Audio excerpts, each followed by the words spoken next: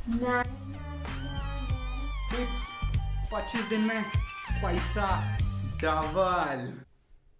Sir आपके 25 दिन में पैसे डबल हुए? तो कैमरा बंद कर, कैमरा पहले बंद कर। आपके ऊपर ये है, आपको ये बनना है या ये बनना है। बिटकॉइन क्या होता है, बहुत इंटरनेट में इसको मतलब ऐसे हलवा बना रखा है, हलवा जर का हलवा। तो बिटकॉइन इतना इंटरनेट में इतना कंट्रोवर्शियल हो चुका है, आप मत पूछिए, हर जगह कुछ ना कुछ बता रहे बिटकॉइन के बारे में। और आज हम समझेंगे बिटकॉइन क्या होता है। तो बिटकॉइन एक डिजिटल करेंसी है जो कि एक डिसेंट्रलाइज्ड करेंसी है। अगर मैं डिसेंट्रलाइज्ड को ब्रेकअप करूं तो डिसेंट्रलाइज्ड करेंसी वो है कि कोई भी बैंक जैसे कि आरबीआई या कोई भी गवर्नमेंट एजेंसी इसके अंदर नहीं आता। एक एग्जांपल से समझाऊं, अगर आपको कोई एक चीज खरीदनी है अमेजोन पे, आप अपना डेबिट कार्ड या क्रेडिट कार्ड से पेमेंट करते हो, आप अपना डेबिट कार्ड एंटर करते हो डिटेल।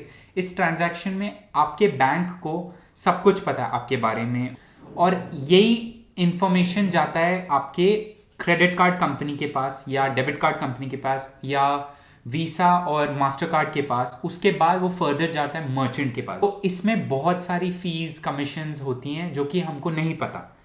तो इस सबको हटाने के लिए क्रिप्टो करेंसीज हम यूज करते हैं।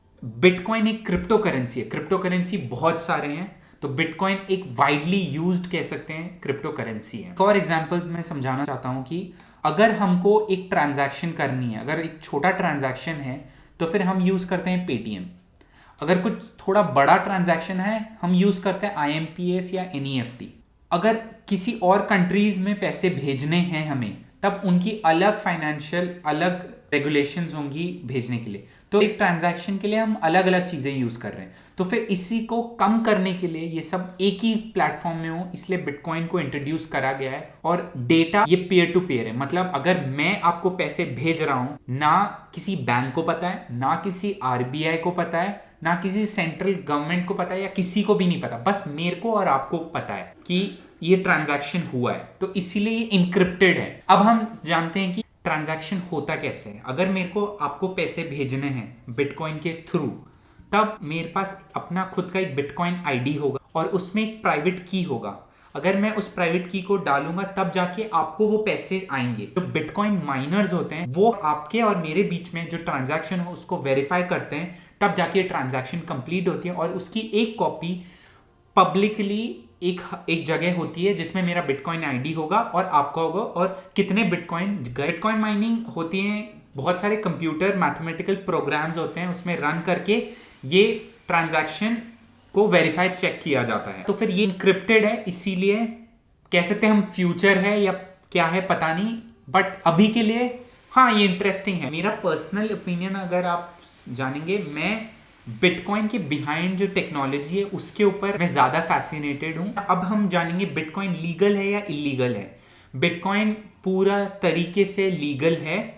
सुप्रीम कोर्ट ने ऑर्डर्स दे रखे हैं कि हम क्रिप्टो करेंसी में ट्रेड और बाकी सब कुछ भी कर सकते हैं। तो बिटकॉइन सिर्फ 21 मिलियन ही बिटकॉइंस हैं इस वर्ल्ड में। मेरा आप ओपिनियन जानोगे कि बिटकॉइन में आपको इन्वेस्ट करना चाहिए या नहीं करना चाहिए। अगर आप ट्रेंडिंग इन्वेस्टमेंट इंस्ट्रूमेंट्स के पीछे भागते रह जाओगे, ये बहुत खतरनाक हो सकता है, क्योंकि आज बिटकॉइन ट्रेंडिंग है, कल को अगर वो नहीं हुआ तो इसीलिए ये थोड़ा सा बहुत ज्यादा रिस्क है। बिटकॉइन बहुत वॉलेटाइल है, मतलब उसके प्राइसेस बहुत जल्दी फ्लक्चुएट होते रहते हैं, इसीलिए ये बहुत ज्यादा एक रिस्की एसेट है। अगर आप फर्स्ट टाइम इन्वेस्टर हो, मेरे को नहीं लगता, मेरे हिसाब से आपको बिटकॉइन में पहला इन्वेस्टमेंट बिटकॉइन में करना चाहिए। आपको बहुत सारे बाकी एसेट्स हैं, जैसे कि आप स्टॉक्स में इन्वेस्ट कर सकते हो, अगर म्यूचुअल फंड कर सकते हो, स्मॉल केसेस हैं और बहुत सारे इंस्ट्रूमेंट्स हैं। आप अगर आपका पर्सपेक्टिव है कि मेरे को इतने पैसे डाल के इतने बढ़ाने हैं,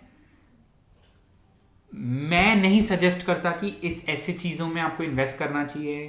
आपके हार्ड अर्न मनी है पहली बात, और दूसरी बात है कि अगर आप ऐसी करते रहोगे, अगर कल को बिटकॉइन की वैल्यू जीरो हो गई, अब हो भी सकती है और नहीं भी हो सकती, डिमांड एंड सप्लाई के थ्रू चलता है बिटकॉइन। अगर सप्लाई ज्यादा नहीं हुआ तब तो बिटकॉइन की वैल्यू कुछ भी नहीं होगी। अगर आप एक बिगिनर इन्वेस्टर हो, मैं नहीं सजेस्ट करूंगा कि आपको डायरेक्टली आप बिटकॉइन में कूद जाओ, कि आप पास्ट रिकॉर्ड देख के बिटकॉइन खरीदो। अगर आप पास में देखो बिटकॉइन बहुत बार क्रैशेस हुए हैं और वो 60 to 50 से ज़्यादा बार गिर के वापस आया है इस पोजीशन पे। अगर आपको इन्वेस्ट करना ही है बिटकॉइन में तो फिर मैं सजेस्ट क्या करता हूँ या मैं करूँगा कि अगर मैं उतने पैसे ही इन्वेस्ट करूँगा कि अगर वो पैसे खो गया तो मेरे को कोई गम नहीं है। तो मैं ये नहीं कि मैं कुछ बेच के या अपने पापा से या किसी से भी, या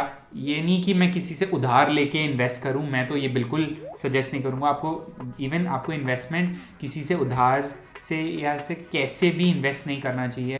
thank you for watching and या बाय बाय।